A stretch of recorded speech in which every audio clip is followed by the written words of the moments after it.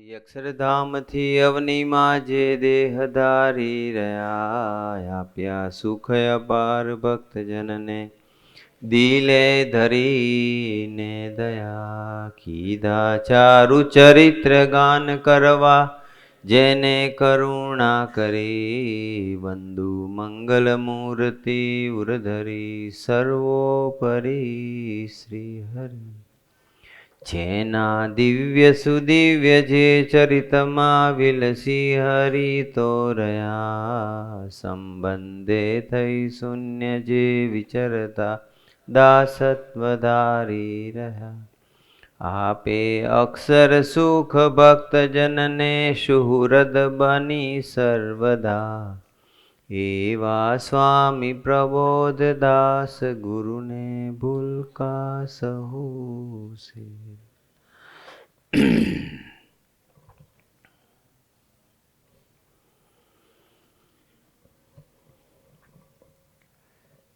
સજાનંદ સ્વામી મહારાજની જય.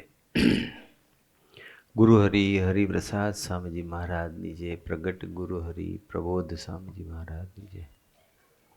હરિપ્રબોધમ પરિવારની જય જય જય. દાસના દાસ થવાની જય જય જય. 7 દિવસનું પારાયણમાં આજે 5મો દિવસ. હજુ 2 દિવસ રહેશે. છેલ્લા દિવસે આપણે વસંત પંચમીના મહામંગલકારી શુભ દિવસે શિક્ષાપત્રીની દ્વિશતાબ્દી મહોત્સવ, શાસ્ત્રી મહારાજનો પ્રાગટ્ય દિવસ, એનું આપણે સેલિબ્રેશન કરીશું. 4 દિવસમાં 32 શ્લોક આપણે સમજ્યા. આજે આપણે 33મો શ્લોક સમજવો છે. ભગવાન સ્વામિનારાયણે કૃપાએ કરીને આપણને 212 સુદર્શન ચક્ર રૂપી શિક્ષાપત્રી આપી. હવે એ જે પછીનો જે શ્લોક છે 33મો, એટલે કે શિક્ષાપત્રીની અંદર એ 86મો શ્લોક છે.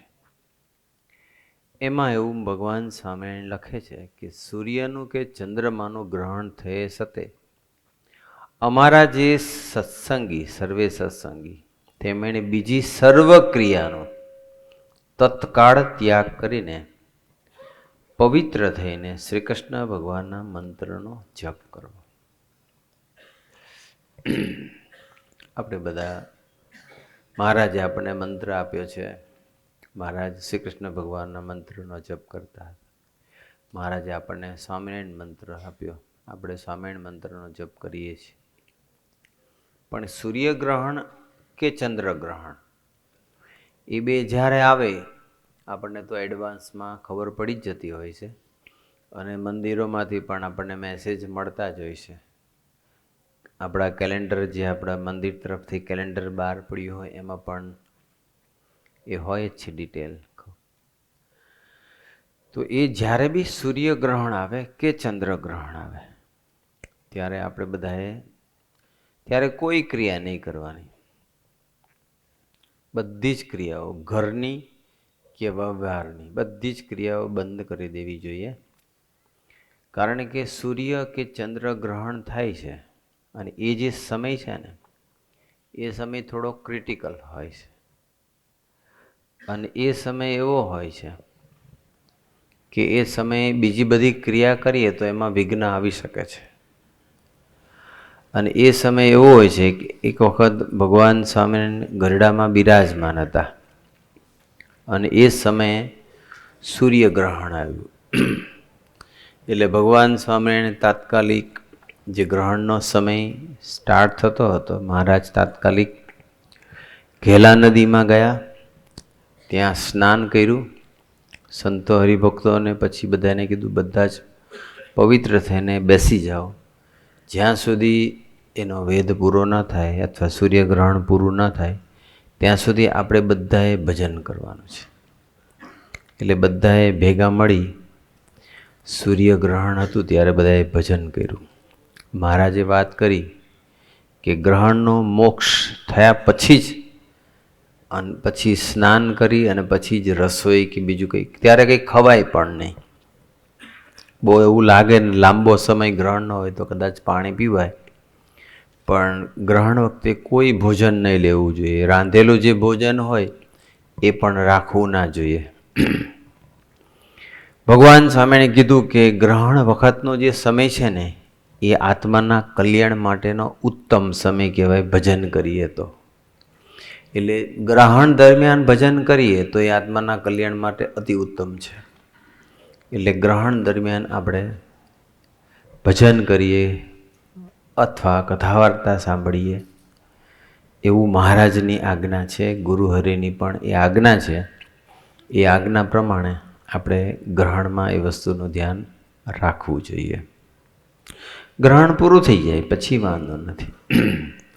ભગવાન સ્વામિનારાયણ એ બી કીધું છે, આગળનો જે શ્લોક છે એની સાથે કનેક્ટેડ છે કે ગ્રહણ મુકાઈ રહ્યા પછી વસ્ત્ર સહિત સ્નાન કરીને જે અમારા ગ્રહસ્થ સત્સંગી હોય તેમણે પોતાના સામર્થ્ય પ્રમાણે દાન કરવું અને જે ત્યાગી હોય તેમણે ભગવાનની પૂજા કરવી. એટલે ગ્રહણ પૂરું થાય, ગ્રહણનો અંત આવે, મોક્ષ થાય પછી તરત જ વસ્ત્રે સહિત સ્નાન કરવાનું. એવું નહીં કે પાછા એના જ વસ્ત્ર પહેરી લેવાના. જે વસ્ત્ર ગ્રહણ દરમિયાન પહેર્યા હોય એ બધા ધોઈ નાખવા પડે. એટલે એ બધું સ્નાન કરી. તે વખતે તો સંતો કે હરિભક્તો, તે વખતે તો ઘરમાં કોઈના બાથરૂમ એવું નહોતું, પણ બધા નદીએ જઈને સ્નાન કરતા હતા. સંતો બધા જે તે વિસ્તારમાં હોય, ગરડા હોય, સારંગપુર હોય, કોઈ પણ ગામમાં હોય તો એ ગામની જે તળાવ હોય કે નદી હોય એમાં જઈને સ્નાન કરવા જતા રહેતા હતા. હરિભક્તો છે તો હરિભક્તો પણ સ્નાન કરી લે. એટલે ભગવાન સ્વામિનારાયણે જ્યારે અને પછી ભગવાન સ્વામિનારાયણે એ બી કહ્યું કે જેવું ગ્રહણ પૂરું થાય બધા સ્નાન કરી લે ત્યાર પછી જે હરિભક્તો છે એ ગ્રહણ પછી દાન કરે ને, તો જેમ ઉત્તરાયણમાં દાનનો ખૂબ જ મહિમા છે એમ ગ્રહણ પછી પણ દાન કરે તો એ દાનનો પણ બહુ ખૂબ મહિમા છે. ભગવાન સ્વામિનારાયણના વખતમાં ગ્રહણ પૂરું થયા પછી ભક્તો પણ, ત્યારે દાદા ખાચરે પણ ગ્રહણ પૂરું થયા પછી સ્નાન કરીને ભંડારમાંથી અનાજ, વસ્ત્રો આપ્યા હતા. તે વખતના બ્રાહ્મણોને ગાયોનું પણ એમને દાન કરેલું હતું. અને એ જોઈને ભગવાન સ્વામિનારાયણ ખૂબ રાજી થતા હતા કે મારા સંતો અને મારા હરિભક્તો એ સરસ ગ્રહણમાં જે મારી આજ્ઞા છે એ આજ્ઞા પ્રમાણે બધા જીવે છે. સંતો હોય તો સંતો તો એમની પાસે કોઈ દાન ના હોય, પણ સંતોએ ભગવાનની આરતી કરવી, ભગવાનનું ભજન કરવું એ સંતો માટેનું દાન છે, એ સંતો માટેની આજ્ઞા છે. તો મહારાજ સંતો પાસે એ બી કરાવતા હતા. લોજની ધરતી ઉપર મુક્તાનંદ સ્વામીને બધા સંતો જ્યારે હતા, પહેલાં તો મુક્તાનંદ સ્વામી રામાનંદ સ્વામીના આશ્રમમાં જ રહેતા હતા મહારાજના આવતા પહેલાં, કારણ કે રામાનંદ સ્વામીના શિષ્ય હતા. રામાનંદ સ્વામીએ દીક્ષા આપી હતી અને તે વખતે પણ મુક્તાનંદ સ્વામી બધા સંતોએ નદીમાં સ્નાન કરી તે વખતે એમની પાસે જે શાલિગ્રામની મૂર્તિઓ હતી એનું પૂજન કરેલું, એમને નવા વસ્ત્રો પહેરાવેલા હતા, આરતી કરી હતી. તો સંતોએ આવી બધી ક્રિયાયોગો કરવી જાય અને ત્યાર પછી જ આપણે કંઈ પણ પ્રસાદ કે જમવાનું હોય તે લઈ શકીએ છીએ. એટલે એ ગ્રહણનો જે એ ટાઈમ છે ને એ ટાઈમ સાચવી લેવો પડે. ત્યાર પછી આપણે બીજી બધી ક્રિયાયોગો કરીએ એ ઠીક નહીં. બહેનોએ પણ ત્યારે રસોઈ નહીં બનાવવી જોઈએ. બધા જ કામ, ઘરના બધા જ કામ પડતા મૂકી અને એ ગ્રહણનો સમય સાચવી લેવો જોઈએ. એવી ભગવાન સ્વામિનારાયણની આ શિક્ષાપત્રીમાં આજ્ઞા છે, એ આજ્ઞા આપણે પાળવાની. પછીનો જે આગળનો શ્લોક છે, અને વિદ્યાધિક ગુણવાળા જે પુરુષ તેમના ગુણવાનપણાનું એ જ પરમ ફળ જાણવું કયું, તો જે શ્રી કૃષ્ણ ભગવાન વિશે ભક્તિ કરવી અને સત્સંગ કરવો. બે મુખ્ય વાત છે, સત્સંગ અને ભક્તિ. આપણે ઘરે હોય અને ઘરે દરેકના ઘરમાં મંદિર હોવું જ જોઈએ, મોસ્ટલી બધાના ઘરે છે જ, પણ ગમે તેવું હોય, આપણે પોતાનું મકાન હોય કે ભાડે મકાન હોય તો એક નાનકડું મંદિર તો રાખવું જ જોઈએ. પોતાનું પોતાનું ઘર હોય તો એક સરસ મજાનું મંદિર, પોતાનું બેડરૂમ સરસ બનાવીએ છીએ, બાથરૂમ સરસ હોય છે, તો વાય નોટ ઠાકોરજીનું મંદિર? સરસ મંદિર એકદમ નીટ એન્ડ ક્લીન હોવું જોઈએ. મંદિરમાં દર્શન કરવાનું. ઘણાની જગ્યાએ મૂર્તિ એટલી બધી જૂની ને ખરાબ થઈ ગઈ હોય તો એ મૂર્તિ પછી બદલીને સારી ખંડિત થતી હોય, ફાટી ગઈ હોય, ખરાબ થઈ ગઈ હોય, ગંદી થઈ ગઈ હોય, મૂર્તિ બદલી શકાય. સંતો પાસેથી નવી મૂર્તિનું પૂજન કરાવીને પ્રતિષ્ઠા કરાવી શકાય. તો આજે મારા દિનેશભાઈને ત્યાં થાળ હતા, દિનેશભાઈ વૈષ્ણવ, તો એમનું નવું ઘર છે, 2 જ મહિના થયા. તો આજે એમના મંદિરમાં ઠાકોરજીની પ્રતિષ્ઠા કરી. તો નાનું હતું પણ બહુ સરસ મંદિર બનાવ્યું. તો દરેક ઘરમાં મંદિર તો હોવું જ જોઈએ. અને એ મંદિરે આપણે રેગ્યુલર દરેક હરિભક્તના ઘરે ભાઈઓ અથવા બહેનોએ જે હાજર હોય એને દરરોજ 2 ટાઈમ આરતી થવી જોઈએ, સવારે અને સાંજે. શણગાર આરતી ને સંધ્યા આરતી એટલીસ્ટ 2 ટાઈમ થવી જોઈએ. 2 ટાઈમ ઠાકોરજીના થાળ જમવા બેસી, ઠાકોરજીના થાળ ધરાવી, થાળ બોલી, થાળ ધરાવીને પછી જ આપણે જમવાનું, એવો નિયમ રાખવો જોઈએ. ઠાકોરજી આગળ રોજ ભજન થવું જોઈએ. મંદિર સામે બેસીને કે ઠાકોરજીની મૂર્તિ સામે બેસીને. આ બધી ભક્તિ છે. પણ એકલી ભક્તિ હોય પણ સત્સંગ ના હોય તોય નકામો. સત્સંગ એટલે અઠવાડિક સભા એ સત્સંગ કહેવાય. સંતોનો સમાગમ એ સત્સંગ કહેવાય. કોઈની કથા વાર્તા સાંભળવી, 2 સારા સાધુ, 4 સારા હરિભગત સાથે જીવ બાંધી એનો લાભ લેવો, ભગવાનની વાતો સાંભળવી, એ સત્સંગ છે. ભક્તિ અને સત્સંગ બંને જોઈએ. પણ મહારાજ એવું કહે છે કે ભક્તિ અને સત્સંગ વિના વિદ્વાન હાઈલી એજ્યુકેટેડ હોય, વિદ્વાન હોય તો તે પણ અધોગતિને પામે છે. કેવું મહારાજે કહી દીધું. બહુ જ જ્ઞાની હોય, વિદ્વાન હોય, પંડિત હોય, શાસ્ત્રી હોય, આચાર્ય હોય, ખૂબ સ્કોલર હોય, તો પણ એના જીવનમાં સત્સંગ ને ભક્તિ જો નહીં હોય તો એ વ્યક્તિ, એ જીવ કે સાધક, એ વિદ્વાન અધોગતિને પામશે. એટલે શું? એની યાત્રા પ્રભુ તરફ કરવાની છે, એની જગ્યાએ રિવર્સ થઈ શકે છે. ભગવાન સાથેનો સંબંધ વધારવાના છે તો માયા સાથેનો વધવા માંડશે. દિવસે દિવસે દાસત્વ વધારવાનું છે તો માન વધતું જશે. અધોગતિ કહેવાય. ઉર્ધ્વ ગતિ એટલે ઉપર અને અધોગતિ એટલે નીચે ઉતરે સાધક, એ અધોગતિ કહેવાય. અને ઉપર જાય એટલે કે ભગવાન તરફની યાત્રા એની થાય તો એ ઉર્ધ્વ ગતિ કહેવાય.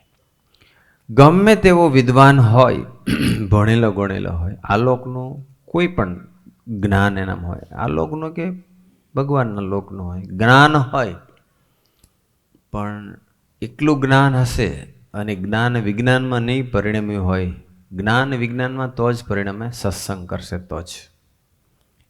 બાકી એકલું વાંચવાથી ને એકલું સાંભળવાથી જ્ઞાનમાં વૃદ્ધિ થશે, પણ એને વિજ્ઞાનમાં લઈ જવું હોય ત્યાં સંતનો સમાગમ, પ્રગટ ભગવાનના સંત જોશે.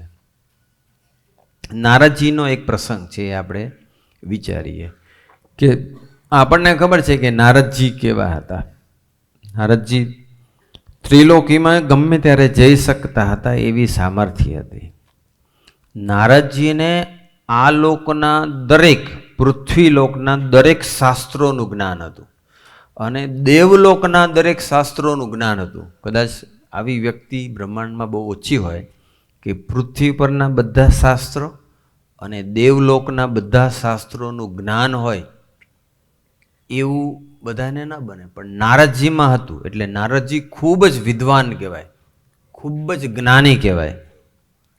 રાઈટ. પરંતુ એ જ નારદજીના જીવનમાં આટલું બધું જ્ઞાન હોવા છતાં, આટલી બધી વિદ્વતા હોવા છતાં, આટલા બધા શાસ્ત્રોનું અધ્યયન કરવું હોવા છતાં એમના જીવનમાં પણ એક સમય એવો આવ્યો કે એમને પણ શોક વ્યાપ્યો. એમણે પણ મનમાં અશાંતિ રહી, મન ઉદ્વેગ થવા માંડ્યું. એટલે એમને પછી પોતે તો વિચારક તો હતા જ, એટલે વિચારમાં પડી ગઈ કે મારા જીવનમાં આટલું બધું જ્ઞાન, આટલી બધી વિદ્વતા, આટલી બધી સામર્થ્ય છે, તો મને કેમ શોક વ્યાપ્યો, મારા મને એમ કેમ મનમાં અશાંતિ જેવું વર્તે. એટલે એમને તરત ખ્યાલ આવી ગયો. એટલે તરત જ એમને નક્કી કર્યું કે મારે કોઈકનો સમાગમની મારે જરૂર છે.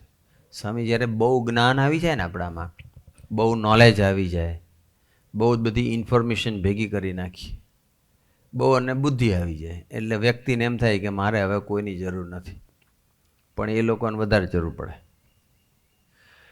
તો નારદજીને શોક વ્યાપ્યો. એટલે પછી નારદજીએ સ્વાધ્યાય કર્યો કે મારે કોકની જરૂર છે. એટલે પછી નારદજી બ્રહ્માજીના જે 4 માનસ પુત્રો છે, 4 એના સનત કુમારો, એકનું નામ સનક, એકનું નામ સનંદન, એકનું નામ સનાતન અને એકનું નામ સનત કુમાર, એ 4 ભાઈઓ બ્રહ્માજીના એ માનસ પુત્રો હતા. એની પાસે ગયા અને પછી નારદજી વિનંતી કરે છે કે મને કંઈક ઉપદેશ આપો એમ. એટલે ઉપદેશ માગ્યો, હેલ્પ માગી. ઇટ મીન્સ કે નારદજીને કાંઈક તકલીફ છે, કંઈક ખૂટે છે. એટલે સનત કુમારે નારદજીને પ્રશ્ન પૂછ્યો કે તમે કેટલું ભણ્યા છો, તમે જે ભણ્યા હોય એ અમને જણાવો, તો એ પછીનું અમે આગળનું ભણાવીએ એમ. એવું સનત કુમારે 4 જણાએ કીધું, બ્રહ્માજીના 4 માનસપુત્રો. એટલે નારદજીએ કીધું કે મારી પાસે 4 વેદ છે, ઋગ્વેદ, યજુર્વેદ, સામવેદ ને અથર્વવેદ. 4 વેદોનો હું ભણ્યો છું. એથી આગળ વાત કરી કે મને ઇતિહાસ, પુરાણ, વ્યાકરણ, ગણિત, જ્યોતિષશાસ્ત્ર, તર્કશાસ્ત્ર, નૈતિકતા, દેવ વિદ્યામાં પણ હું નિપુણ છું. એથી આગળ શસ્ત્ર વિદ્યા, ખગોળશાસ્ત્ર, સંગીત વિદ્યા, એ બધાનો હું જાણકાર છું, એમાં પણ હું નિપુણ છું. આટલું બધું સનત કુમારો કે કહો તમારામાં તો બહુ બધું જ્ઞાન છે ને, બહુ બધા શાસ્ત્રોને જાણો છો ને. ત્યારે નારદજીએ ખુલ્લા દિલે કીધું કે હું ભલે મારામાં આટલું બધું જ્ઞાન છે, આટલી બધી વિદ્વતા છે, પણ હું મંત્રોનો જાણકાર છું, શાસ્ત્રોનો જાણકાર છું, હું આત્માનો જાણકાર નથી. એમને એવું કીધું કે હું મંત્રવિદ છું પણ આત્મવિદ નથી. મંત્રવિદ, મંત્રોનો જાણકાર છું, આત્મવિદ એટલે આત્માનો જાણકાર નથી. જોયું તમે? આટલું બધું જ્ઞાન હોવા છતાં આપણામાંથી આપણે બધા ભેગા મળીને અત્યાર સુધીના જેટલા ધાર્મિક ગ્રંથો વાંચ્યા છે એના કરતાં વધુ જ્ઞાન નારદજીમાં હતું. છતાં પણ નારદજીને કેમ શોક વ્યાપી ગયો, નારદજીને કેમ અશાંતિ થઈ ગઈ? એટલે નારદજીએ પછી બધું કબૂલાત કરી કે હું શાસ્ત્રો તો જાણું છું, હું પંડિત જે જ્ઞાની છું, બધું જ છું, પણ હજુ મને શોક ગયો નથી, હજુ મને આમ અશાંતિ કેમ પ્રવર્તે છે? ત્યારે સનત કુમારો પછી એમને કહે છે કે તમે જે બધું જાણ્યું છે, એ બધું જે જ્ઞાન છે, એ બધા જે નામ છે, એ તો બધી માયાજાળ છે, માયાજાળ છે. પણ એથી પર આત્મા અને પરમાત્મા જે છે એનું જે સુખ છે ને, એ તદ્દન જુદું છે. પછી સનત કુમારો નારદજીને કહે છે જે અલ્પ છે તેમાં સુખ નથી, અને જે અનંત, અનંત એટલે ભગવાન એમ, અનંત છે તેમાં જ સુખ છે. પછી સનત કુમારો આગળ એ નારદજીને વાત કરે છે કે જે વ્યક્તિ, જે માણસ બાહ્ય વિદ્યાની અંદર જ રાંચે છે, બધા અલગ અલગ પુસ્તકોના કે ગ્રંથોમાં જ વિદ્યા, તે સંસારના દ્વંદ્વોથી એ ફસાયેલો રહેશે. પણ જ્યારે એ જ વ્યક્તિ આત્મા અને પરમાત્માનું જ્ઞાન, આત્મામાં રહેલા પરમાત્માને જ્યારે ખરેખર જાણે છે ને, ત્યારે જ સાચો વિદ્વાન બને છે. એટલે શાસ્ત્રો વાંચ્યા, શાસ્ત્રોનું બધું અધ્યયન કર્યું, પણ આત્મા અને પરમાત્મા એનું જ્ઞાન મિસિંગ હતું.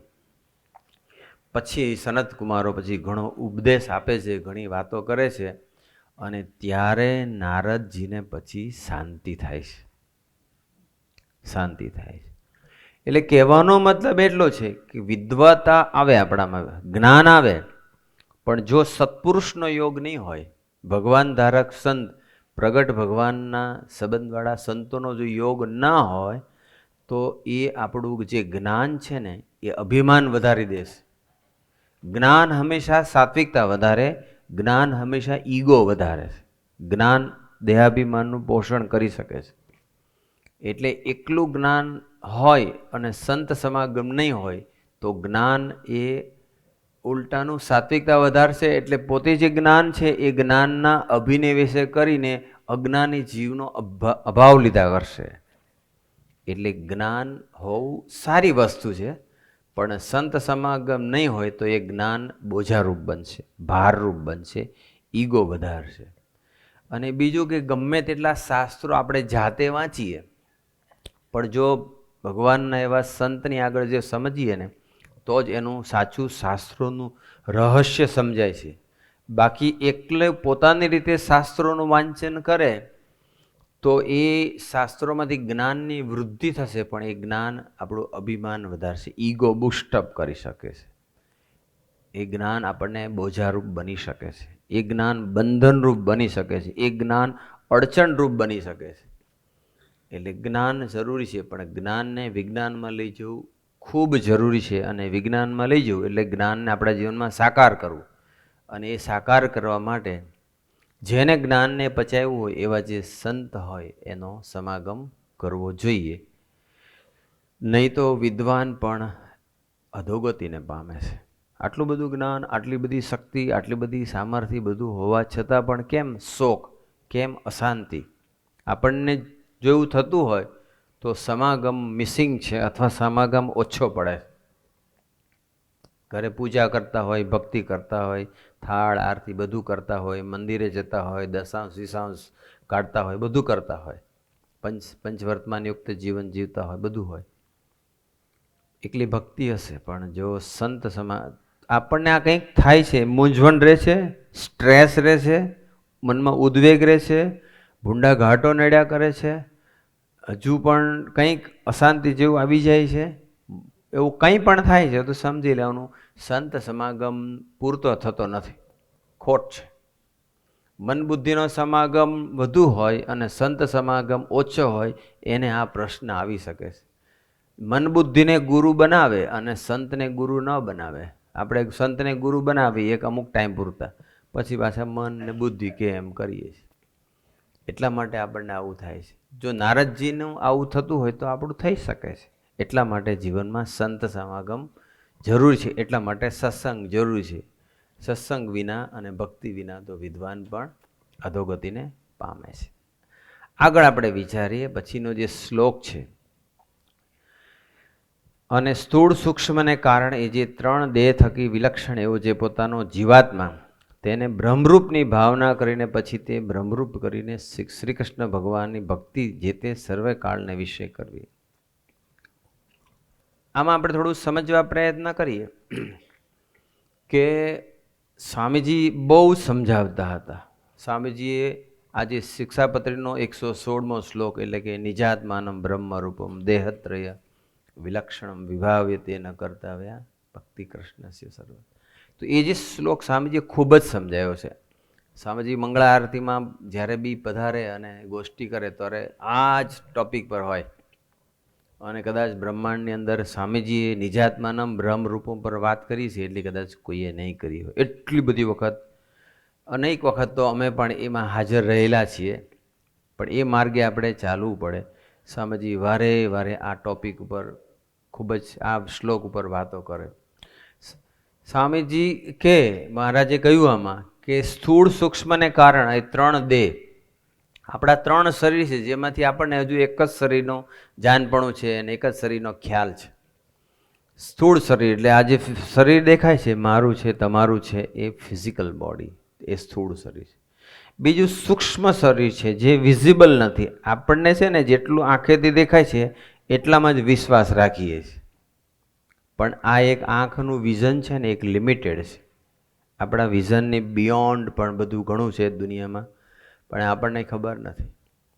સ્થૂળ શરીર છે ને એ સ્થૂળ આંખોથી દેખાય છે, સૂક્ષ્મ શરીર એ સ્થૂળ આંખોથી ન દેખાય. એટલે સૂક્ષ્મ શરીર એટલે આપણી ઇન્દ્રિય અંતઃકરણ જે છે એ આપણું સૂક્ષ્મ શરીર છે. આપણે બોલીએ છીએ ને કે મને મનમાં વિચાર આવ્યો, મને આનો ઘાટ ઉઠ્યો, તો એ ક્યાં છે? મન છે ને. આપણે કોઈ ડિસિઝન લઈએ, તર્ક કરીએ, એ ક્યાં છે? બુદ્ધિમાં છે. અને આપણને જે વિષયનું અંદર ચિંતન થાય છે એ ક્યાં થાય છે? ચિત્તમાં થાય છે. અને હું આવો છું ને તેવો છું ને હોશિયાર છું ને બુદ્ધિશાળી છું એવું જે થાય છે એ ક્યાં થાય છે? અહમમાં થાય છે. મન, બુદ્ધિ, ચિત્ત ને અહમ, એ જે છે ને એ આપણું સૂક્ષ્મ શરીર છે.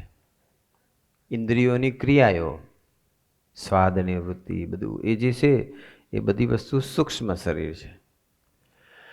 સૂક્ષ્મ શરીરને પણ આપણે પોતાનું માની બેસતા હોઈએ. સ્થૂળને તો માની બેઠા છે, જે અજ્ઞાન છે. આપણે સ્થૂળ શરીર નથી, આપણે સૂક્ષ્મ શરીર. અને કારણ શરીર એટલે શું? વાસના લિંગ દેહ. જે વાસના રહી જાય છે દરેકને, કોકને કોક જગ્યાએ, પુરુષને સ્ત્રીમાં વાસના રહી જાય, સ્ત્રીને પુરુષમાં વાસના રહી જાય, કે પોતાના પુત્ર દીકરાને દીકરી વિશે વાસના રહી જાય, અરસપરસ કોઈને સ્થાનમાં વાસના રહી જાય. અલગ અલગ અલગ ઘણી પ્રકારની બધી વાસનાઓ હોય છે. અને એ વાસના જ્યાં સુધી, એ વાસના જે જગ્યાએ છે, એ જે એરિયા છે ને, એ આપણું કારણ શરીર છે. આપણે ત્રણમાંથી એકેય નથી. આપણને એમ થાય કે મને ભૂંડો ઘાટ ઉઠ્યો, હું આવો છું, એ તો સૂક્ષ્મ શરીરનો ભાગ છે. વાસના છે એ તો કારણ શરીરનો ભાગ છે. દેહભાવ છે એ તો સ્થૂળ શરીરનો ભાગ છે. આપણને શરીરમાં રોગ આવે છે એ તો સ્થૂળ શરીરનો ભાગ છે. આપણે ત્રણમાંથી એકેય નથી. સ્થૂળ, સૂક્ષ્મ અને કારણ ત્રણેય દેહથી વિલક્ષણ લખ્યું છે ને, વિલક્ષણ. વિલક્ષણ એનાથી જુદા છીએ આપણે. આપણે આત્મા છીએ. પણ આત્માને આ શરીર ભગવાને આપણને ભગવાને આ શરીર આપ્યું, મને આ શરીર આપ્યું, તમને તમારું શરીર આપ્યું. એ શરીર તો એક ઇન્સ્ટ્રુમેન્ટ છે, એક ખોડિયું છે, એક ઘર છે. અંદર આપણે રહીએ છીએ. હૃદયની અંદર આપણો આત્મા છે. અને એ આત્મા હૃદયમાંથી બહાર નીકળે એટલે હૃદય ધબકતું બંધ થાય. હૃદય ધબકતું બંધ થાય એટલે માણસ મરી ગયો. માણસ મરી નથી જતો એકચ્યુઅલી, પણ એનો સ્થૂળ શરીરમાંથી એ બહાર આવી જાય છે. આત્માને શરીરમાંથી બહાર નીકળવાની પ્રક્રિયાને લોકો મૃત્યુ કહે છે, એક્સપાયર કહે છે, મરી ગયો એવું કહે છે. મરતો નથી આત્મા, કોઈ દિવસ મરતો નથી. પણ એ ત્રણેય દેહ થકી આપણો આત્મા જુદો, આપણે જુદા છીએ. આ એક સ્ટેપ છે. પછી બીજું સ્ટેપ એવું કહે છે કે બ્રહ્મરૂપની ભાવના કરવાની. બ્રહ્મરૂપ, બ્રહ્મ કોણ છે? અક્ષર બ્રહ્મ, એ ગુણાતીત, રાઈટ? આપણને જે પ્રગટ ગુણાતીત મળ્યા છે, જે ગુણાતીત છે, એની સાથે આપણે એકતા કરવાની છે, એની સાથે એની ભાવના કરવાની છે. હું જ અક્ષર બ્રહ્મ છું, હું જ ગુણાતીત છું, હું જ ગુણાતીત આનંદ સ્વામી છું, હું જ યોગીજી મહારાજ છું, હું જ પ્રબોધ સ્વામીજી છું. એવી રીતે આપણે એનું મનન ચિંતન કરવું પડે. પણ પછી પાછો ભૂંડો ઘાટ ઉઠ્યો તો કે હું તો કામી છું. જો પાછું કામી, એ તો ક્યાં પડ્યું છે? સૂક્ષ્મ શરીરમાં છે. ભગવાને કામની વૃત્તિ રાખી, ભગવાને સ્વાદની વૃત્તિ રાખી, કે માનની વૃત્તિ રાખી, કંઈ પણ રાખી છે તો નક્કી કંઈક આપણું શિક્ષાપત્રી પ્રમાણે નથી જીવાતું. અથવા આપણે કોઈક પ્રકારની ભૂલ થાય છે, અથવા ન કરવાનું થાય છે, અથવા ભૂતકાળમાં ન કરવાનું ઘણું કર્યું હતું, એના ફળ સ્વરૂપે આપણને અત્યારે ભગવાને ભજન કરવા માટે રાખ્યું છે. આપણે અક્ષર બ્રહ્મ સાથે એની એકતા કરવાની છે. એક વખત સ્વામીજી બોલેલા હતા 6/6/2012 દિવસે. સ્વામી કે તમે દાસ ભાવે ભજન કરો તો અક્ષર બ્રહ્મનું શરીર બંધાય પણ ધીમે રહીને બાંધે.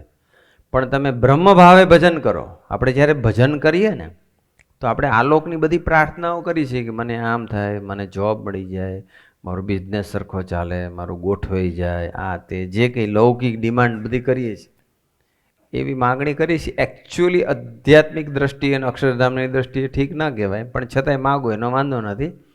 પણ ભજન કરીએ ત્યારે હું દેહ નથી, હું સ્થૂળ સૂક્ષ્મ કારણ ત્રણમાંથી એકેય નથી, જાગ્રત સ્વપ્ન સુષુપ્તિ એકેય અવસ્થામાં નથી. ત્રણ દેહ, ત્રણ અવસ્થા ને ત્રણ ગુણ, રજોગુણ, તમોગુણ ને સત્વગુણ, એ મારામાં નથી. હું એથી પર અક્ષર બ્રહ્મ છું, હું પ્રબોધ સ્વામીજી છું, હું ગુણાતીત જ છું. એવું આપણે ભાવના કરવી પડે.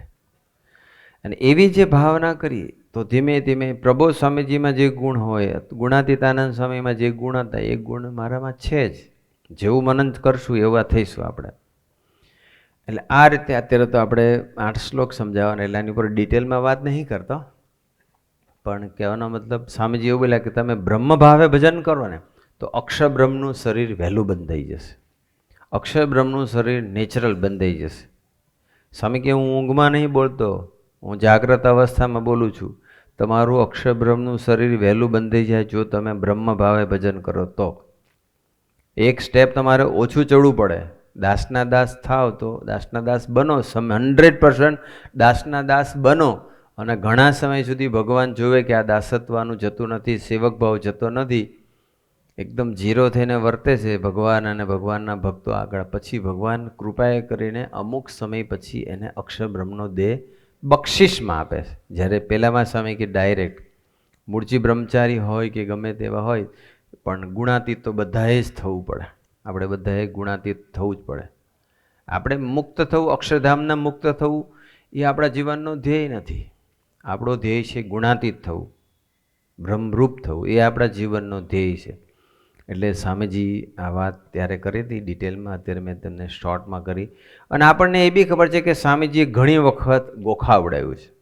આપણે એક પેલો વિડીયો અત્યારે જોઈએ નાનકડો કે સ્વામીજી આપણને હરિધામમાં હતા ત્યારે બહુ ગોખાવડાવ્યું હતું કે બોલો, બહુ સ્વામીજી કે બોલો હું આ અક્ષર છું, હું બ્રહ્મ છું, હું ગુણાતીત છું, દાસાનો સાંભળ્યો છે ને બધાએ. તો આપણે પણ અત્યારે થોડુંક આપણે પણ ગોખી લઈએ, સાથે સાથે આપણે પણ બોલીએ વિડીયોમાં જે આપણે સાંભળીએ એમાં. અક્ષર બ્રહ્મ છું, ગુણાતીત છું, દાસાનું દાસ છું. દાસનો દાસ. હવે તમે સિંહ નહીં કરવાના, હરી બોલવાનું છે. હું અક્ષર બ્રહ્મ છું, અક્ષર બ્રહ્મ છું, હું ગુણાતીત છું, હું ગુણાતીત છું, દાસાનો દાસ છું. દાસાનો દાસ છું. Many many many thanks. જો કેટલા બધા રાજી થઈ ગયા. તો સ્વામીજીને ખબર નથી કે કોકને કામ ભજવે છે, કોકને લોભ ભજવે છે, કોકને સ્વાદ નડી જાય છે, કોકને માન નડી જાય છે, કોકને ઈર્ષા નડી જાય છે, કોઈને બાહ્ય દ્રષ્ટિ છે, કોઈનામાં દેહભાવ છે, કોઈનામાં દેહાભી નહીં ખબર એમને. તો એવું હું કેમ ના બોલ્યા કે આ બધું ટાળો પછી બોલજો, હમણાં મોટી મોટી ડંફાસ નહીં મારતા, એવું કેમ ના બોલ્યા? આપણે છીએ જ ગુણાતીત, પણ જે હું ગુણાતીત નથી મનાતું મને અને બીજું બધું મનાય છે એ જ મારું અજ્ઞાન છે. એ અજ્ઞાનનો પડદો હટાવવાનો છે, સત્સંગ આટલો જ કરવાનો છે, બાકી આપણે ગુણાતીત જ છીએ. આ તાલી ભલે પાડી, ભજન કરશો ને ભૂંડો ઘાટ ઉઠશે એટલે પછી કે ના ના તો બહુ લોચો છે, હજુ તો જતું રહ્યું. એક દિવસનું કામ નથી, પણ રોજ જે બ્રહ્મ ભાવે આપણે ભજન કરવું પડશે. આગળ આપણે વિચારીએ પછીનો શ્લોક કે અમારો જે મત તે વિશિષ્ટાદ્વૈત છે એમ જાણવું, અને અમને પ્રિય એવું જે ધામ તે ગોલોક છે એમ જાણવું, અને તે ધામને વિશે બ્રહ્મરૂપે કરીને શ્રી કૃષ્ણ ભગવાનની સેવા કરવી તે અમે મુક્તિ માની છે એમ જાણવું. ભગવાન સ્વામિનારાયણ આપણને છે ને પોતે દાસત્વ કે સેવક ભાવ એટલા માટે રાખે કે એ રાખે તો આપણે રાખી શકીએ. અહીંયા એ બોલાય કે અમારું ધામ ગોલોક છે પ્રિય. મહારાજને ગોલોક ગમતું હતું, પણ આપણે આપણા પ્રભુનું ધામ કયું છે? અક્ષરધામ છે. એટલે આપણે માટે આપણું પ્રિય ધામ કયું ગણવાનું? અક્ષરધામ. બ્રહ્મરૂપે કરીને શ્રી કૃષ્ણ ભગવાનની સેવા કરવી. મહારાજ શ્રી કૃષ્ણ ભગવાનની સેવા કરતા, પણ આપણા માટે તો એ જ આપણા ઈષ્ટદેવ છે, એ જ આપણા પ્રભુ છે, એ જ સર્વોપરી પ્રભુ છે. એટલે આપણે ભગવાન સ્વામિનારાયણની સેવા કરવાની, ભગવાન સ્વામિનારાયણની ભક્તિ કરવી, તેને અમે મુક્તિ માની છે એમ જાણવું. આ વાત મહારાજે શિક્ષાપત્રીના 121માં શ્લોકમાં કરી. હવે આની અંદર આપણે ખાલી આ એક સમજીએ કે અમારો જે મત છે, બે વસ્તુ આવી આમાં. મહારાજ બે વસ્તુ કહે છે. એક તો અમારો મત વિશિષ્ટ દ્વૈત છે અને બીજું બ્રહ્મરૂપે ભગવાનની ભક્તિ કરવી. આ બે વાત આવી. એમાં પહેલી વાત આપણે પહેલાં સમજીએ. અમારો જે મત છે તે વિશિષ્ટ દ્વૈત મત છે. આપણા હિન્દુ ધર્મની અંદર ઘણા બધા મત છે. દ્વૈત છે, અદ્વૈત છે, દ્વૈતાદ્વૈત છે, વિશિષ્ટ દ્વૈત છે. 5-6 પ્રકારના મત છે. શંકરાચાર્યનો મત, માધવાચાર્યનો મત, નિમ્બાર્કાચાર્યનો મત, રામાનુજનો મત, બધાનો મત અલગ અલગ છે. આપણે ભગવાન સ્વામિનારાયણ અને આપણે સૌ ફોલો કરીએ છીએ રામાનુજાચાર્યનો મત, અને એ વિશિષ્ટ અદ્વૈત. અદ્વૈત ખરો, અદ્વૈત એમ કે છે કે અહમ બ્રહ્માસ્મિ, હું બ્રહ્મ છું, બસ જે નથી મનાતું એ જ પ્રોબ્લેમ છે, બાકી હું બ્રહ્મ છું, હું જ બ્રહ્મ છું. પણ અહમ બ્રહ્માસ્મિ વાત સાચી છે, પણ ભગવાન સ્વામિનારાયણે અહમ બ્રહ્માસ્મિને લઈને ઊભા થતા પ્રશ્નો કે ભાઈ હું બ્રહ્મ છું એવો ભાવ આવી જાય, પણ પછી હું બ્રહ્મ છું પોતાને ભગવાન માને, પણ ભગવાન તો કોઈ થતો નથી ને કોઈ થયો નથી ને થવાનો નથી. ભગવાન એ ભગવાન છે, બ્રહ્મ ખરા આપણે, પણ પરબ્રહ્મના દાસ છીએ, પરબ્રહ્મને લઈને છીએ. એ વસ્તુ આપણા જીવનમાંથી મિસ ન થાય એટલે ભગવાન સ્વામિનારાયણે કીધું કે અહમ બ્રહ્માસ્મિ કૃષ્ણસ્ય દાસોહમ, એ વસ્તુ માનવાની છે. એટલે આપણા મૂળ જે છે ને 5 આપણા અનાદિના તત્વો છે ટોટલ, ભગવાન સ્વામિનારાયણ સમજાવતા હતા. અને મહારાજે બધે ફર્યા, પણ સૌથી વધારે મહારાજને ગમ્યું લોજમાં. શા માટે ગમ્યું? અથવા મુક્ત રામાનંદ સ્વામીને શા માટે ગુરુ બનાવ્યા? કારણ કે મુક્તાનંદ સ્વામીની જે વાત સાંભળીને પહેલો જ પ્રશ્ન જ્યારે મહારાજે પૂછ્યો કે 5 અનાદિના તત્વો કયા, અને ત્યારે મુક્તાનંદ સ્વામી કહે છે જીવ, ઈશ્વર, માયા, બ્રહ્મ અને પરબ્રહ્મ. 5 તત્વો અનાદિના છે. આપણે એક એક લીટીમાં એની ડેફિનેશન સમજીએ. જીવ એટલે શું છે કે જીવ એ અણુ જેટલો સૂક્ષ્મ છે, જે આપણે આંખથી દેખાતો નથી. કોઈ માણસ મરે તો આપણે કહીએ કે એનો આત્મા નીકળી ગયો, એનો જીવ નીકળી ગયો. જીવ નીકળી ગયો તો નીકળ્યો તો ખરો ને, શરીરમાંથી નીકળી ગયો, શરીરમાંથી જીવ નીકળે એટલે જીવ પછી બોડી છે આપણું, ડેડ બોડી કહેવાય.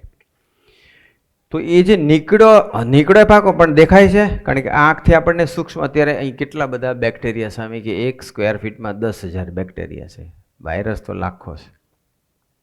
ઝીણી ઝીણી મચ્છી ઉડતી હોય છે અમદાવાદમાં, એ દેખાય. બેક્ટેરિયા દેખાય? ના દેખાય. આંખની એક લિમિટ છે, વિઝનની આપણી એક લિમિટ છે. અણુ ના દેખાય આપણને. અણુ તો કેટલો સૂક્ષ્મ છે. 100ની અણી હોય ને એની ઉપર 10,000 અણુ આવી જાય અણી ઉપર. તો પછી આપણા વાળના અણી ઉપર 10,000 બેક્ટેરિયા આવી જાય, 10,000 અણુ આવી જાય. તો એ અણુ ના દેખાય. જીવ છે ને અણુ જેટલો સૂક્ષ્મ છે, પણ અજ્ઞાનથી ઘેરાયેલો છે, માયાથી આખો સંબલિત છે. માયા અંદર, માયાની વચમાં રહેલો છે, માયાથી કવર્ડ છે, એવો જીવ છે.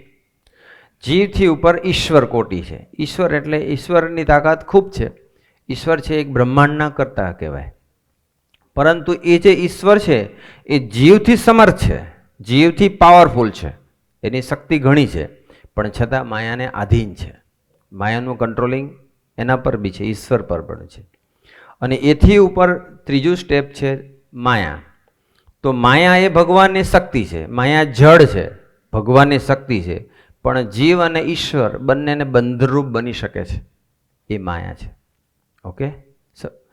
પછી અને એથી આગળ ઉપર છે માયાથી પર છે બ્રહ્મ તત્વ, જે ભગવાનનું રહેવાનું ધામ છે. ભગવાન સ્વામિનારાયણના એ ઉત્તમ ભક્ત કહેવાય ગુણાતીતાનંદ સ્વામી, એ બ્રહ્મ તત્વ છે. ત્યાં માયાનો કોઈ લેશ નથી.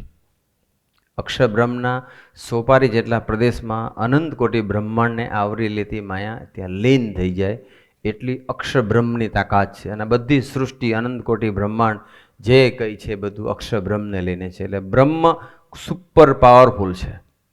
અને બ્રહ્મથી પર, બ્રહ્મ પણ માયાથી પર છે, પણ બ્રહ્મથી પર પરબ્રહ્મ તત્વ છે.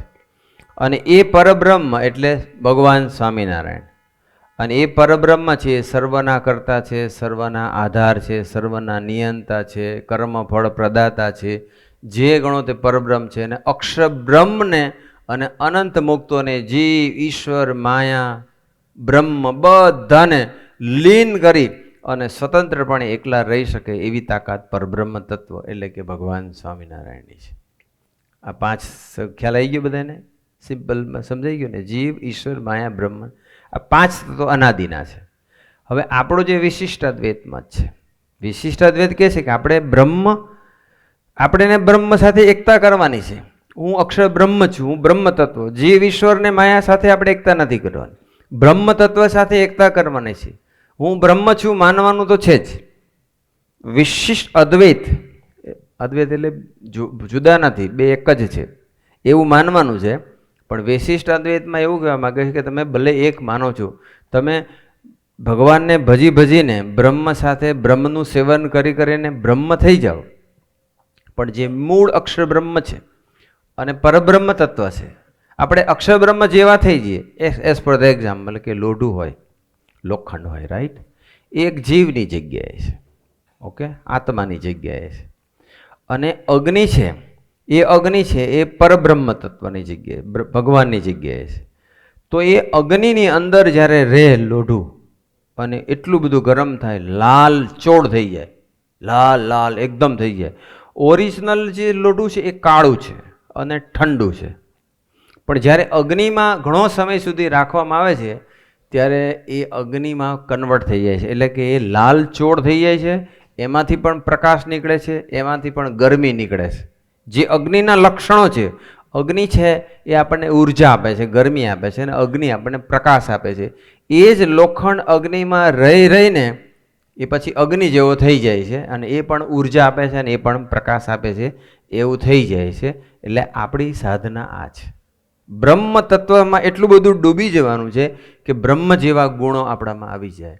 અને બ્રહ્મ જેવા બધા ગુણો આવવા છતાં પરબ્રહ્મનો તો હું દાસ જ છું. બસ આ વિશિષ્ટાદ્વૈત મતને મેં તમને શોર્ટમાં, સિમ્પલ વેમાં, મને જે સમજણ હતી એ પ્રમાણે મેં તમને સમજાવવા પ્રયત્ન કર્યો. અને એમાં પછી જે મેં વાત કરી એમ કે એ ધામને વિશે ભ્રમરૂપે કરીને ભગવાનની સેવા કરવી. બ્રહ્મરૂપે કરીને પોતાને શું માનવાના છે? બ્રહ્મરૂપ જ માનવાના છે. ભલે અનંત દોષ, અનંત ભૂંડા ઘાટ, અનંત સંકલ્પ વિકલ્પ, બધું અનંત અનંત બધું ભલે નડતું.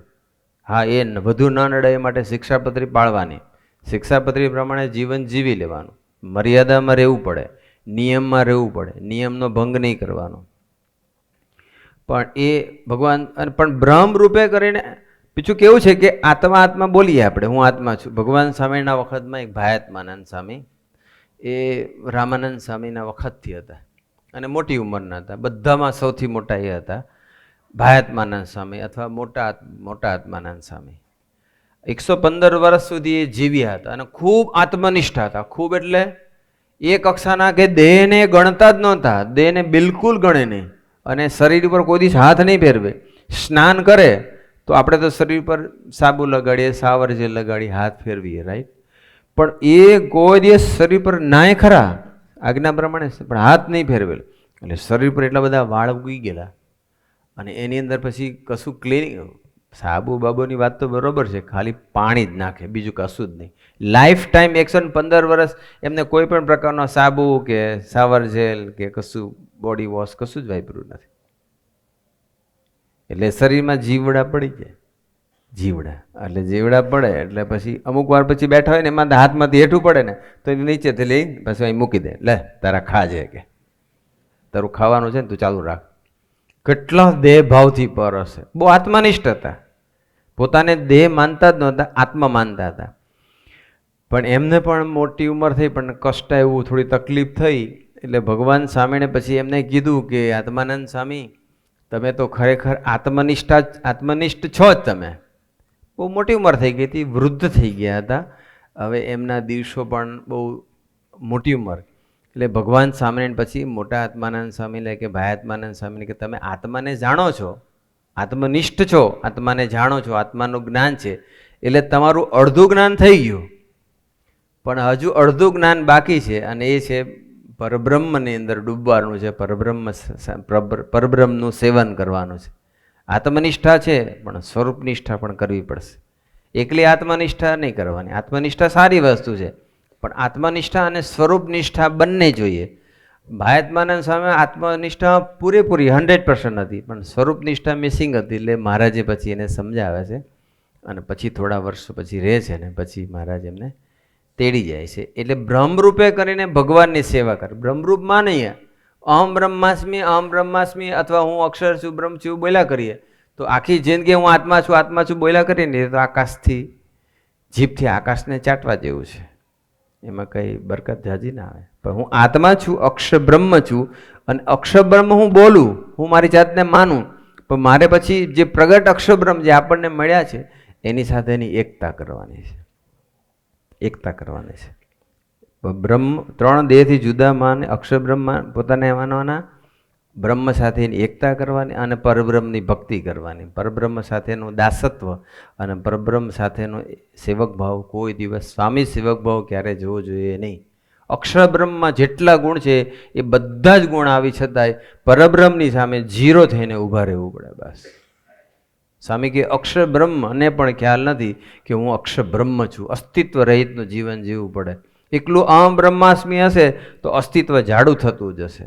પણ અહમ બ્રહ્માસ્મિ કૃષ્ણ છે દાસો, હું અહમ બ્રહ્મ ખરો પણ પરબ્રહ્મનો દાસ છું, તો અસ્તિત્વ તૂટતું જ હશે. અસ્તિત્વને આપણે 0 કરવાનો છે. એટલે આપણે કેટલા બધા ફોર્ચ્યુનેટ છીએ કે ભગવાન સ્વામીને આપણને 116મો શ્લોક આપ્યો, જે આપણો અંતિમ ધ્યેય છે. અને વિશિષ્ટ અદ્વૈત મદ આપણને આપી દીધું, આપણે કેટલી આત્માની રક્ષા કરી. રાઈટ. તો આ એક વાત ભગવાન સ્વામીને સમજાયું. હવે આપણે આગળ વિચારીએ. પછીનો જે શ્લોક છે 38મો શ્લોક અને શિક્ષાપત્રીમાં 121મો શ્લોક, એ આપણે સમજ્યા. સોરી, હવે આગળનો જે શ્લોક છે એ 38મો છે કે ગ્રહસ્થાશ્રમી એના જે વિશેષ ધર્મ, વિશેષ હાઉસ હોલ્ડર, તમે બધા જે બેઠા છો, અમારે આશ્રિત જે ગ્રહસ્થાશ્રમી પુરુષ, તેમણે પોતાની સમીપ સંબંધ વિનાની જે વિધવા સ્ત્રીઓ, તેમનો સ્પર્શ ન કરવો. કોઈ પણ સ્ત્રીનો ક્યારેય સ્પર્શ નહીં કરવો જોઈએ. પોતાની પત્ની હોય કે પોતાના દીકરી હોય, નાની દીકરી હોય, બરાબર છે, પણ પર સ્ત્રીનો સ્પર્શ ક્યારેય નહીં કરવો જોઈએ. ક્યારેક કારણ શું છે કે ક્યારે આપણું મન ભૂંડા ઘાટ ઉઠી જાય એ ખબર ન પડે. પુરુષ અને સ્ત્રી વસ્તુ એવી છે કે આપણે જાણે અજાણે એક મનની અંદર એવું ટેમ્પટેશન આવી જાય, મનમાં ભૂંડા ઘાટ ઉઠે, મન વિભ્રાંત થઈ જાય, એકાકાર થઈ જાય, વિષયને આકારે થઈ જાય, ત્યારે આપણે ભાન ભૂલી જઈએ, બધું જ્ઞાન વિસરાઈ જાય અને આપણે સ્વધર્મનો લોપ કરીએ. આપણે ડૉક્ટર અશોકભાઈનો પ્રસંગ આપણે ડ્રામામાં નિહાળ્યો કે એને ભગવાન સ્વામિનારાયણને કે ગુરુ હરિની આજ્ઞા કેટલી સરસ રીતે પાળી. પોતાની સગી દીકરી હતી પણ યુવાન હતી, તો એમણે એવું નહોતું કે એમને, પણ એમને શિક્ષાપત્રીની આજ્ઞા પાળવાનો ખપ દેખાતો હતો. એ પાળવી પડે, નહીં તો શું થાય કે એ ગમે ત્યારે, આમાં જો અગ્નિ હોય એની આગળ ગમે તેટલું ફ્રોઝન કરેલું ઘી હોય, -ડિગ્રીમાં ફ્રોઝન કર્યું, એકદમ લાકડા જેવું થઈ ગયું, પણ જો અગ્નિ આગળ લઈ જાય તો શું થાય? ઘીનું ઘી ઓગળી જ જાય. એમ વિષયની નજીક જ્યારે જાય, પુરુષ માટે સ્ત્રી, સ્ત્રી માટે પુરુષ, એ વિષય છે, પંચ વિષય કંઈ પણ વિષયની જ્યારે નજીક આવી જાય, જેમ ત્યારે ઘી ઓગળી જાય છે, એમ મન પણ ડગી જાય છે. ડગી જાય. હિમાલય જેવું હોય કે એથી વિશેષ ગમે તેવું હોય, મેરુ જેવું હોય મન કદાચ, પણ જો વિષયની જોગ થાય તો જય સ્વામી. એટલે ભગવાન સ્વામીને ગરડાના અંત્યના 38માં કહી દીધું છે કે વિષયનો સંબંધ તો પોતાના નિયમનો ત્યાગ કરીને પણ થવા દેવો નહીં, અને જો વિષયનો સંબંધ કરવા માંડશે તો રહેશે જ નહીં, ઠેકાણું રહેશે જ નહીં. એટલે એવો કોઈ ટેસ્ટ કરવાની જરૂર નથી કે હવે મારું મન બહુ જોરદાર થઈ ગયું છે, મને કાંઈ થવાનું નથી. એ તો ધામમાં ગયા પછી વિચારજો. આ દેહ કરીને આપણે, મારે ને તમારું કોઈ વિચારવાની જરૂર નથી. એ 2 જ જણનું કામ. આમ તો મહારાજે પ્રથમ 18માં જ કહી દીધું, એવો તો હું એક જ છું, બીજો કોઈ થયો નથી ને થવાનો નથી, તો હું જે થઉં એવી કોઈ કલ્પના કરવાની જરૂર, અને એનો કોઈ અભ્યાસ પ્રેક્ટિસ કરવાની કે ટેસ્ટ કરવાની કોઈ જરૂર નથી. એટલે આદર્શ રાખવા પડે આપણે એ ડૉક્ટર અશોકભાઈને કે એમને ભગવાન સ્વામીના વખતની અંદર દાદા ખાચરના દરબારમાં રહેતા હતા. એમાં દાદા ખાચરનો પણ સ્વધર્મ ખૂબ ટોપ હતો. તો દાદા ખાચરના દરબારમાં તો કેટલી બધી સાંખ્યોગી બહેનો હતી, કેટલી બધી બીજી સત્સંગી બહેનો પણ આવતી જતી હતી. મહારાજ બધાને લાભ બી આપતા હોય સભામાં. રાઈટ. એ પરબ્રહ્મ તત્વ હતું, એને કશું બંધનરૂપ ના થાય.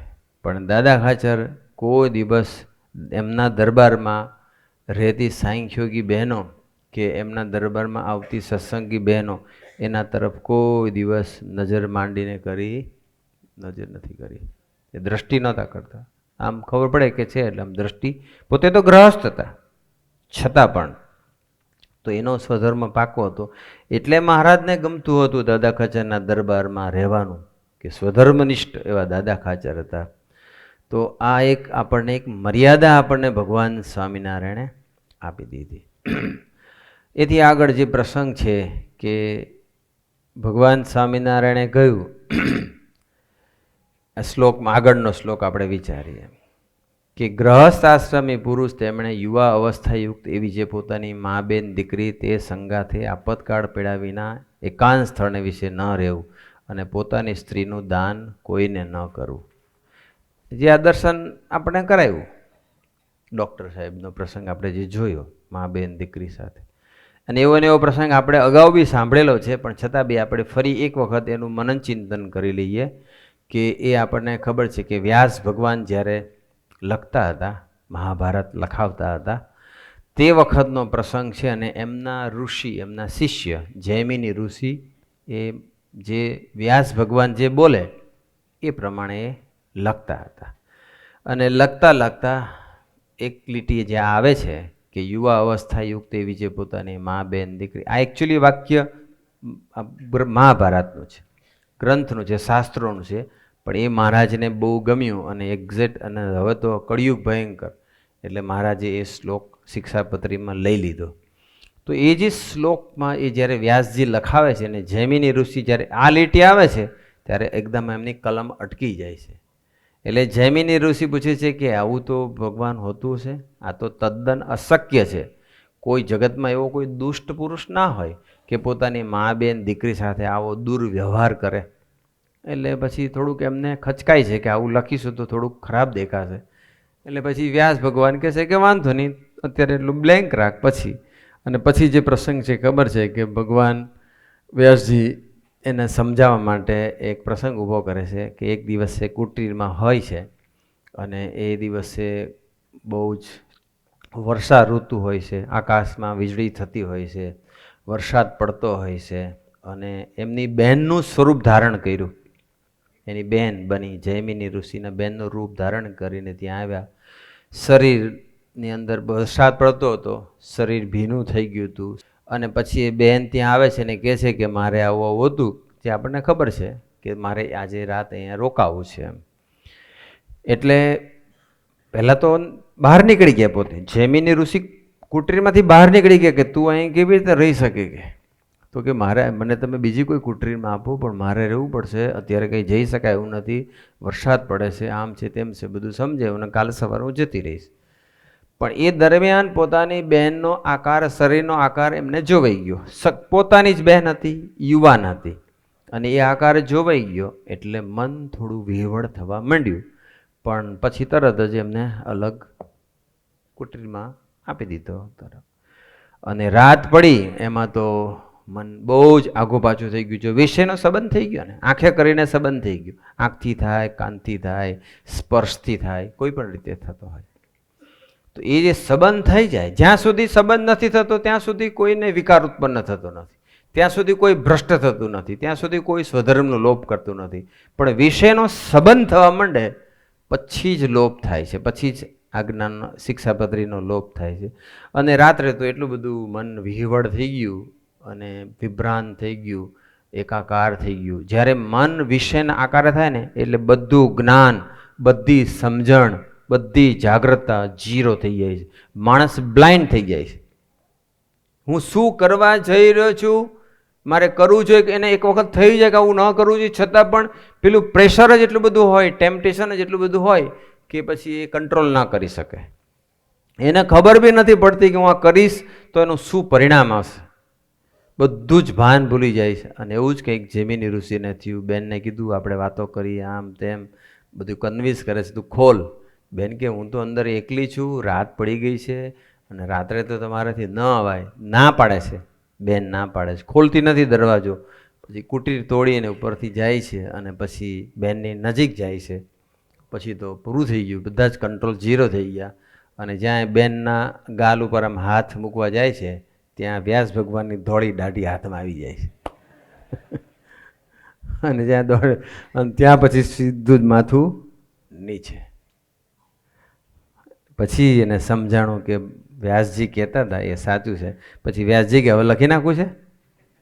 તો કે હા, હવે લખી નાખે છે. પછી એ ફિલ ઇન ધ બ્લેન્ક, એટલે આવે ને ગેપ પૂરી કરે છે, લીટી. કે યુવા અવસ્થા યુક્ત એવી જે પોતાની મા બેન દીકરી તે સાથે એકાંતમાં રહેવું ન જોઈએ.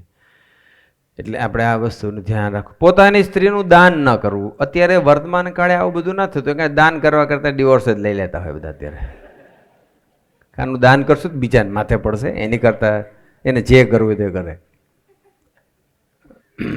પણ એ બી ઠીક નથી, પણ અત્યારે એ વાત નથી કરવી આપણે. પણ દાન ન કરવું. ભગવાન સ્વામિનારાયણને પણ એ જો આમ તો છે ને આપણા શાસ્ત્રો કે આપણી સંસ્કૃતિમાં એવું કહે છે કે પત્ની એટલે અર્ધાંગીની છે. તો જે અર્ધાંગીની હોય એ કોઈ મિલકત નથી આપણી, તે ગમે એને દાન આપી દઈએ, ગમે એને વેચી દઈએ, એ કોઈ પ્રોપર્ટી નથી, એ અર્ધાંગીની છે. તો એને તમારે જીવનભર પાલવવી જોઈએ. ન સોલ્યુશન આવતું હોય તો કંઈ કાઢવું જોઈએ આપણે, પણ દાન ન કરવું જોઈએ એવું મહારાજ કહેતા. અને મહારાજે પણ તે વખતે એક વર્ગ એવો હતો ને, અત્યારે પણ કળિયુગની અંદર બધું એવું ચાલતું હોય છે. આપણે એ તરફ લક્ષ્ય નથી આપવાનું. આપણે તો ભગવાન સ્વામિનારાયણ શિક્ષાપત્રીમાં શું કહ્યું છે એના તરફ લક્ષ્ય આપવાનું છે. તો એક વખત ભગવાન સ્વામિનારાયણ લોયામાં બિરાજમાન હતા, અને તે વખતે અમુક એવા વામ માર્ગીઓ બધા આવેલા હતા એવા, અને એ લોકો દારૂ માંસ બધું ખાય પીવે અને સ્ત્રીઓની અદલા બદલી કરે. અમુક બધા વર્ગમાં એવું બધું ચાલતું હોય. ત્યારે ભગવાન સ્વામિનારાયણ ત્યારે સુરા ખાચર અને સોમલા ખાચર બે ઊભા હોય છે, અને એ બંને કાઠી દરબાર હરિભક્તોને મહારાજ આજ્ઞા કરે છે કે આવો ધર્મ, આવો અધર્મ કે જે પેલા લોકો બધા આવું કરતા હોય છે, આવો અધર્મ આપણા સત્સંગમાં ક્યારે પેસવો જોઈએ નહીં. પત્ની સાથેના એક સંગે કરીને પત્નીના સહકારથી એ બંને આત્માઓ, પતિ અને પત્ની બંને ભેગા મળીને પરમાત્મા તરફની યાત્રા કરવા માટે એકબીજાનો સહકાર લેવાનો છે, એકબીજાનો સપોર્ટ લેવાનો છે. એ કે વિષય ભોગવવાનું સાધન નથી કે એને ભોગી લીધું એટલે હવે બીજું લઈ લઈએ, ને એવું બધું ના હોય. પણ ભગવાન સ્વામિનારાયણ કહે છે કે આવો અધર્મ આપણા સત્સંગમાં પેસવો જોઈએ નહીં.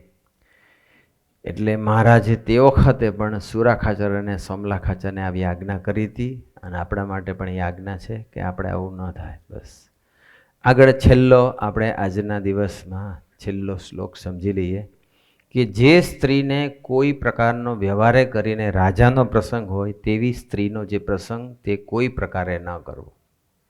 રાજાનો કે મોટા એવા માણસોનો પ્રસંગ હોય તો એની સાથે, એવી સ્ત્રીઓ સાથેનો, તો એના માટેનું એક એક્ઝામ્પલ છે કે એક છે ને વાણિયો હતો, અને એ વાણિયો છે ને એને એક રાજાના સાથે એનું એક કામ કરાવવું હતું, પણ કામ અટકી ગયું હતું, કામ થતું નહોતું, એટલે એના ધંધામાં એને તકલીફ પડતી હતી.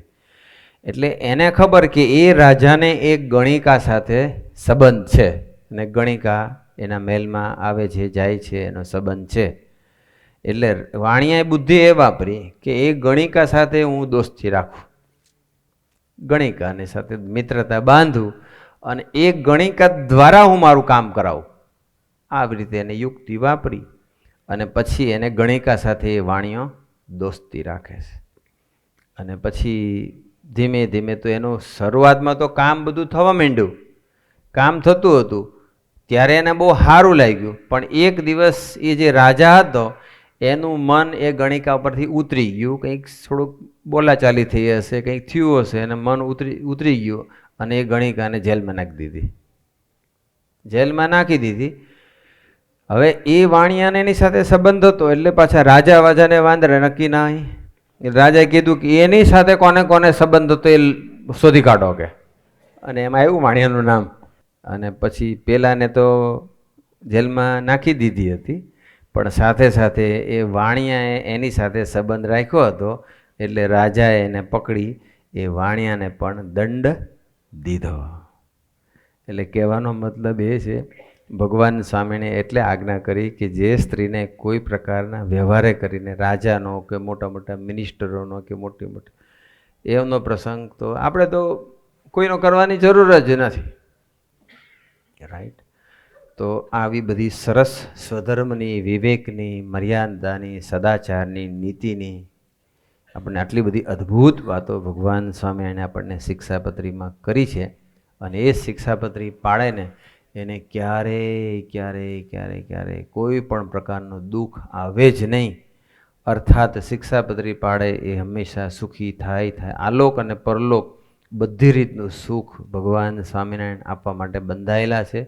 જો આપણે શિક્ષાપત્રીના 212 શ્લોક પ્રમાણે જીવીએ તો આજના શુભ અને મંગલકારી દિવસે ભગવાન સ્વામિનારાયણ અને ગુરુ હરિના ચરણોમાં પ્રાર્થના, અમને સૌને શિક્ષાપત્રીનું પારાયણ દ્વારા અમે શિક્ષાપત્રીના બધા શ્લોક સમજી તો રહ્યા છીએ, પણ એ શ્લોક પ્રમાણેનું ખરેખર અમારું જીવન બને એ માટે અમને સૌને ખૂબ ખૂબ બળબુદ્ધિને શક્તિ આપો. એ જ પ્રાર્થના. સજાનંદ સ્વામી મહારાજની જય.